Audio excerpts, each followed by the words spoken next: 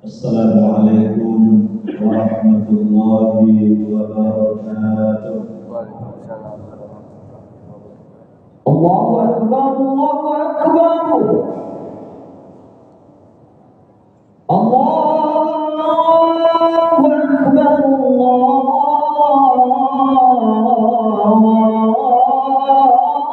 Akbar. Asyhadu an la ilaha illallah.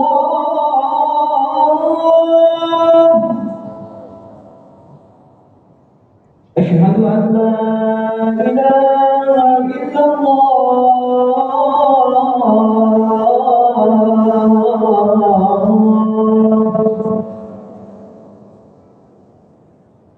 Asyhadu anna Muhammadar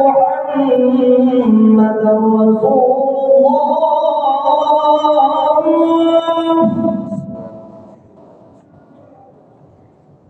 Asyhadu anna Muhammadar Rasulullah.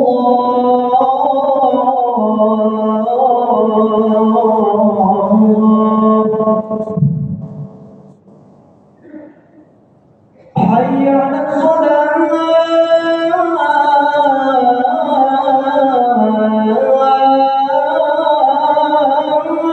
Hayya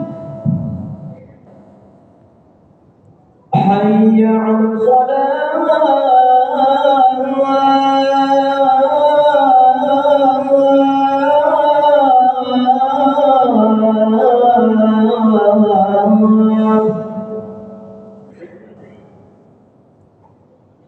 Hayya 'alal falah.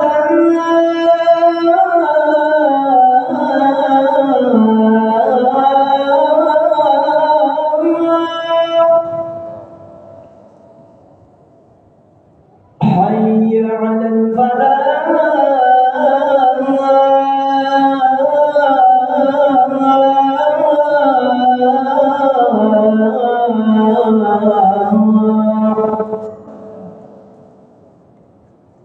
Allahu Akbar, Allahu Akbar.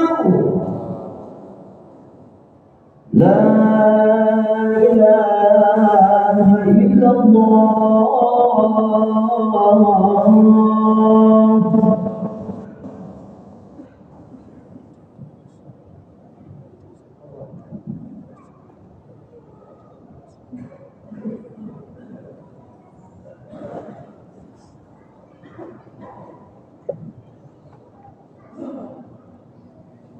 Alhamdulillah, alhamdulillahilladzi akhrajan nas minadh dhulumati ilan nur. Asyhadu an la ilaha illallah wahdahu la syarika lah. Wa asyhadu anna Muhammadan 'abduhu wa rasuluhu la nabiyya ba'dahu. Allahumma shalli wa sallim wa barik ala sayyidina Muhammad wa ala alihi wa ashabihi ajma'in. Amma ba'du, fa ya ibadallah, ittaqullaha haqqa tuqatih wa la tamutunna illa wa antum muslimun. Qala Allah ta'ala fil Qur'anil Karim, a'udzu billahi minasy syaithanir rajim. Bismillahirrahmanirrahim. Alhaakumut takatsur hatta zurtumul maqabir ila akhir surah. Shadaqallahul azim. Syukur alhamdulillah rabbil alamin. Kemudian salawat dan salam kepada Rasulullah sallallahu alaihi wasallam. Allahumma shalli wa sallim wa barik ala sayyidina Muhammad wa ala ali sayyidina Muhammad. Selanjutnya kami berwasiat kepada kita semua, marilah kita tingkatkan kuantitas dan kualitas ketakwaan kita dari waktu ke waktu dengan senantiasa menjalankan seluruh perintah Allah dan senantiasa meninggalkan seluruh larangan Allah Subhanahu wa taala. Judul khutbah kita pada siang hari ini adalah sebab-sebab celakanya manusia. Hadirin sidang jemaah Jumat rahimahullah. Banyak ayat Al-Quran dan hadis Rasul yang mengingatkan diri kita bahwa manusia itu bisa celaka disebabkan karena banyak hal. Boleh jadi disebabkan karena penghambaan dirinya kepada Allah bermasalah. Boleh jadi disebabkan karena interaksi sosialnya yang bermasalah. Maka Allah pun mengingatkan, "Duribat 'alaihim dhillah aina ma thuqifu illa bihablin minallah wa hablin minan nas." Ditimpa kehinaan dan kebinasaan terhadap mereka dimanapun mereka berada, kecuali orang yang menjalin hubungan baik dengan Allah dan orang yang menjalin hubungan baik di antara sesama manusia. Satu di antara dua persoalan ini tidak bisa dipilah dan dipilih. Dua-duanya sama pentingnya. Boleh jadi manusia tersebut menjadi celaka disebabkan karena hal-hal keduniaan yang melalaikan dirinya, seperti dua ayat awal surat At-Takatsur yang telah kita bacakan tadi. Alhaakumut takatsur, berpegang-pegangan melalaikan diri, hatta zurtumul maqabir, hingga kamu mengunjungi kuburan-kuburan nenek moyang. Sebab turun surat ini adalah berkaitan dengan dua kabilah yang saling bangga membanggakan antara satu dengan yang lainnya. Sampai begitu sengitnya saling bangga membanggakan tersebut, sehingga mereka sudah saling mengunjungi kuburan nenek moyang mereka sambil mengatakan, "Inilah nenek moyang kami yang telah menurunkan suku-suku kami." Maka ketika para ahli tafsir menafsirkan ayat ini, apa saja yang melalaikan manusia yang menyebabkan manusia itu celaka? Pertama adalah disebabkan karena harta. Coba lihat Qarun dan sahabat masa Rasul, dua-duanya celaka disebabkan karena persoalan harta. Yang kedua disebabkan karena anak keturunan. Banyak manusia yang lalai disebabkan karena anak keturunan. Banyak orang melakukan kesalahan dan kecelakaan disebabkan karena untuk membahagiakan anak keturunan. Maka itu sebabnya di dalam Al-Quran Allah mengingatkan, "Wala tulhikum amwalukum wala auladukum an dzikrillah." Janganlah hartamu, anak dan keturunan menjadikan kamu lalai zikir kepada Allah Subhanahu wa Ta'ala. Bisa jadi manusia tersebut celaka disebabkan karena mengejar-ngejar jabatan, mengejar-ngejar status. Inilah potret dari kehidupan Fir'aun yang menjadi celaka disebabkan karena mendewakan kekuasaannya sampai kemudian dia menyatakan diri sebagai Tuhan lalu memerintahkan rakyatnya untuk menyembah kepada-Nya. Hadirin sidang jamaah Jumat rahimahullah. Menariknya, Ibnu Hajar Al-Asqalani, seorang ahli hadis dan dia juga ahli fikih dari kalangan mazhab Syafi'i, satu waktu kemudian dia dokumentasikan hadis Rasul di dalam kitabnya Nasaihul Ibad. Dikatakan oleh Rasulullah SAW, "Alamatus syaqawa arba'atun." Tanda-tanda celakanya manusia tersebut, binasa dan tidak bahagianya manusia tersebut ada 4. Pertama adalah nisyanul sunubil madiyah wa hiya 'indallahi mahfuzah. Dia melupakan dosanya masa lalu, sedangkan dosa itu masih terjaga, terpelihara dan tercatat di sisi Allah Subhanahu wa Ta'ala. Bukankah banyak orang mengulang kembali dosanya dengan asumsi bahwa Allah telah mengampuni dosa saya, sehingga dia melupakan dosa-dosanya masa lalu sehingga akhirnya dia berulang lagi melakukan dosa. Sebaliknya mafhum mukhalafahnya, pemahaman kesebalikannya, ketika seorang manusia ingin selamat, seorang manusia ingin bahagia, maka dia tak boleh sebetulnya melupakan dosanya, apatah lagi dosa itu kepada Allah Subhanahu wa Ta'ala. atau mungkin dosa itu kepada orang lain, sehingga kalau sudah seperti ini dia tidak akan pernah berpuas diri untuk bertobat pada Allah, untuk memperbaiki diri, untuk memperbanyak amal guna menutupi dosa yang telah dilalui olehnya, yang telah dilakukan pada masa lalunya. Maka itu sebabnya kemudian kepada kita selalu diingatkan, kebaikan orang jangan lupakan, kebaikan kita lupakan. Dosa dan kesalahan orang kepada kita lupakan, tapi dosa dan kesalahan kita kepada orang jangan pernah dilupakan. Insya Allah kita di antara sesama manusia, kalau seperti ini prinsip hidup kita akan tetap menjadi yang terbaik di antara yang lain. Kalau dosa kepada Allah dilupakan, boleh jadi dia akan menyepelekan dosa. Allah itu kan Maha Pengampun, Allah itu Maha Pemaaf, Allah itu Maha Penerima taubat. Sehingga akhirnya dengan percaya diri dia merasa dosa yang telah diampuni oleh Allah, padahal boleh jadi jangan dosanya belum diampuni oleh Allah. Maka oleh sebab itu jangan pernah remehkan dosa. Bahkan Ali bin Abi Thalib pun mengatakan, ketika dosa kecil tapi kemudian diremehkan, hakikatnya di sisi Allah adalah dosa besar. Maka orang sering berargumentasi tidak ada manusia yang tidak bersalah. Bahkan kemudian dia jadikan dalil kullu bani Adam khata' wa khairul khata'in at-tawwabun. Setiap anak cucu Adam tidak ada yang tidak berdosa, tidak ada yang tidak bersalah. Maka setiap dia bertaubat pada Allah, maka Allah itu akan mengampuni dosanya. Sehingga akhirnya dengan meremehkan dosa tersebut, akhirnya berulang-ulang dia berdosa, boleh jadi dosa yang sama atau boleh jadi dia melakukan dosa yang lain.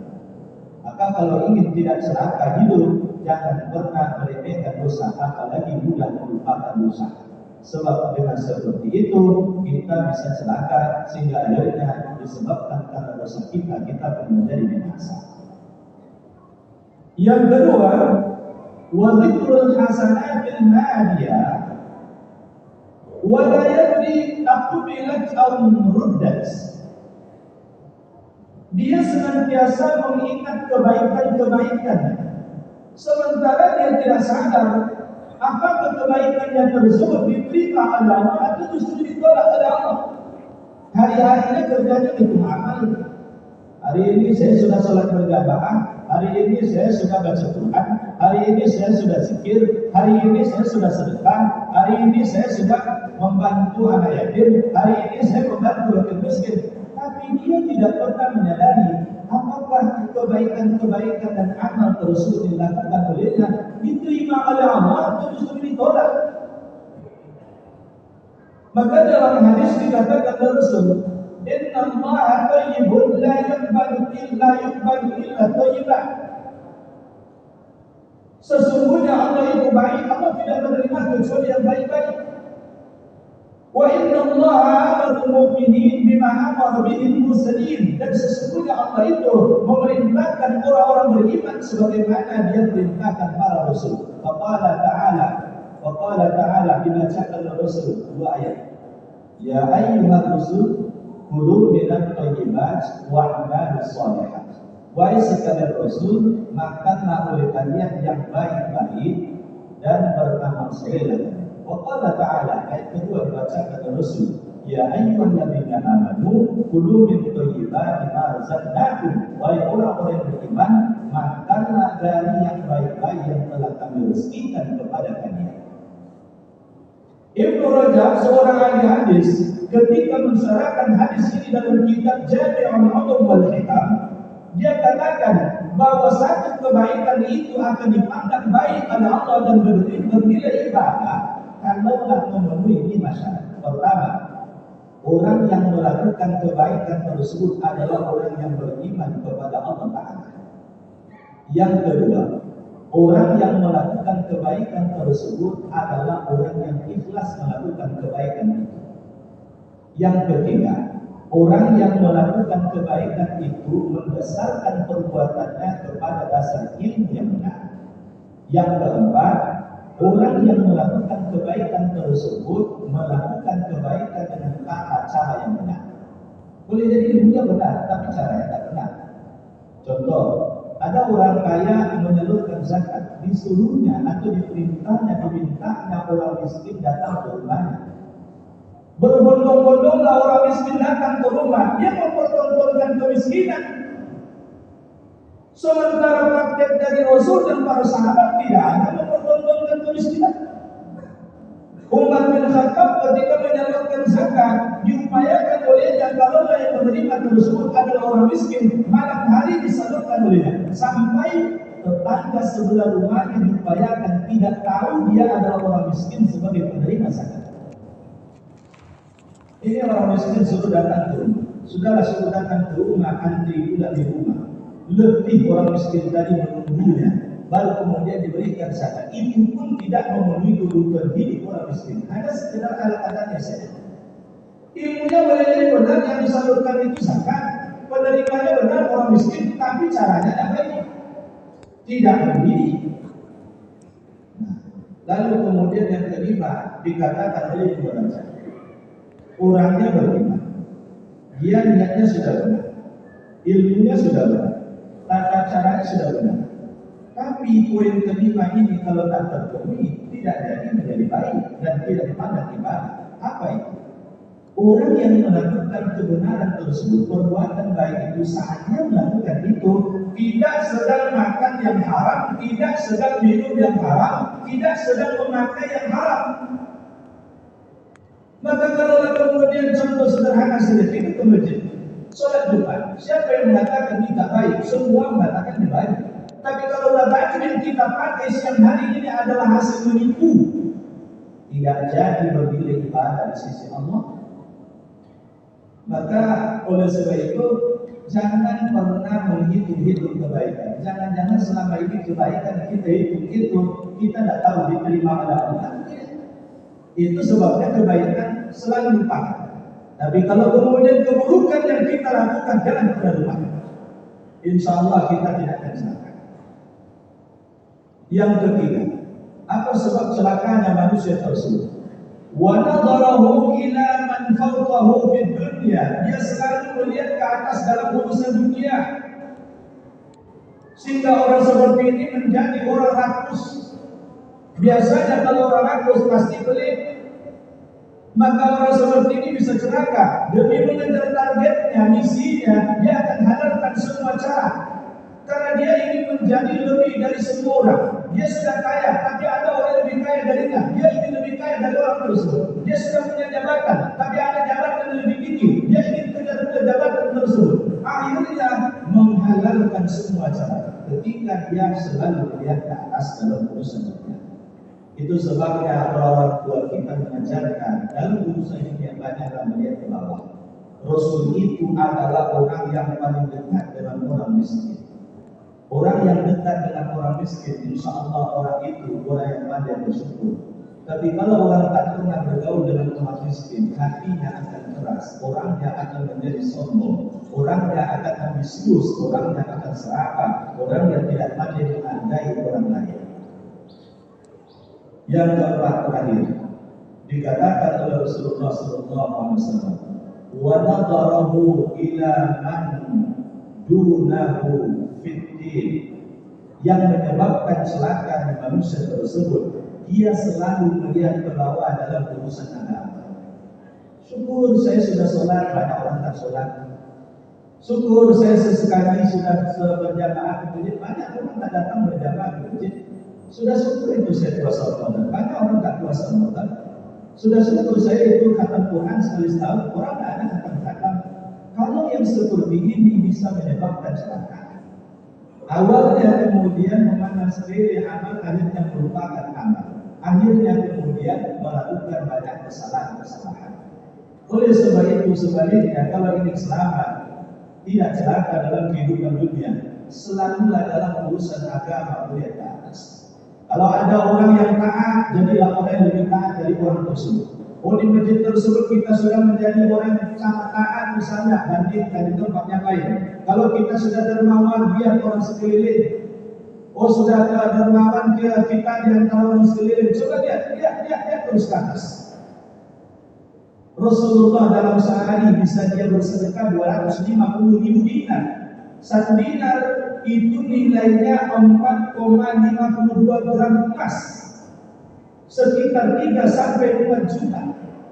Kali 250.000. Lalu di mana letak kedermawanan kita? Khatib ketika berhaji kemarin mendengar informasi di Mekah tersebut, setiap hari ada orang kaya di sana, ternyata sedekahnya 10 karung duit, 5 sampai 10 miliar setiap hari dia sedekah. Ribuan orang mendapatkan manfaatnya. Di mana letak kedermawanan kita? Kalau kita bandingkan seperti itu, karena kalau setelah itu kita melihat ke atas, insya Allah melihat ke atas, kita tidak akan pernah puas untuk menjadi orang yang terbaik. Mudah-mudahan khutbah yang tadi disampaikan ini dapat mengingatkan diri kami dan kita semua agar tidak celaka kita dalam kehidupan dunia, apatah lagi dalam kehidupan akhirat nanti. Amin ya rabbal alamin. Barakallahu li wa lakum wa nafa'ani wa iyyakum bima fihi min ayatil dzikril hakim wa taqabbal minni wa minkum tilawatahu innahu huwas samiul basir. Allahumma salli ala sayyidina محمد سيد الأولين والآخرين وسلم ورضي الله تبارك وتعالى عن كل الصحابة رسول الله أجمعين.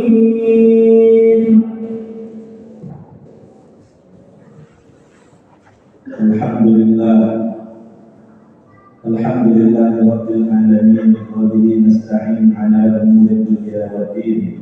أشهد أن لا إله إلا الله وحده لا شريك له وأشهد أن محمدا عبده ورسوله لا نبي بعده. اللهم صل وسلم وبارك على سيدنا محمد وعلى آله وأصحابه أجمعين. أما بعد فيا عباد الله اتقوا الله حق تقاته ولا تموتن إلا وأنتم مسلمون. وقال الله تعالى في القرآن الكريم: أعوذ بالله من الشيطان الرجيم، بسم الله الرحمن الرحيم، إن الله وملائكته يصلون على النبي يا أيها الذين آمنوا صلوا عليه وسلموا تسليما. اللهم صل على محمد وعلى آل محمد كما صليت على إبراهيم وعلى آل إبراهيم وبارك على محمد وعلى آل محمد وبارك على إبراهيم وعلى آل إبراهيم في العالمين إنك حميد مجيد. اللهم اغفر للمسلمين والمسلمات والمؤمنين والمؤمنات الأحياء منهم والأموات إنك سميع قريب مجيب دعوات وإلى قاضي الحاجات. اللهم أرنا الحق حقا وارزقنا اتباعه وأرنا الباطل باطلا وارزقنا اجتنابه. ربنا ظلمنا أنفسنا وإن لم تغفر لنا وترحمنا لنكونن من الخاسرين. لا إله إلا أنت سبحانك إنا كنا من الظالمين. اللهم إنا نعوذ بك من علم لا ينفع ومن قلب لا يخشع ومن نفس لا تشبع ومن دعاء لا يسمع. ربنا آتنا في الدنيا حسنة وفي الآخرة حسنة وقنا عذاب النار. عباد الله إن الله يأمر بالعدل والإحسان وإيتاء ذي القربى وينهى عن الفحشاء والمنكر والبغي يعظكم لعلكم تذكرون. اذكروا الله الذي يذكركم وسلموا يعطيكم يهديكم ولذكر الله أكبر. أقم الصلاة. الله أكبر الله أكبر.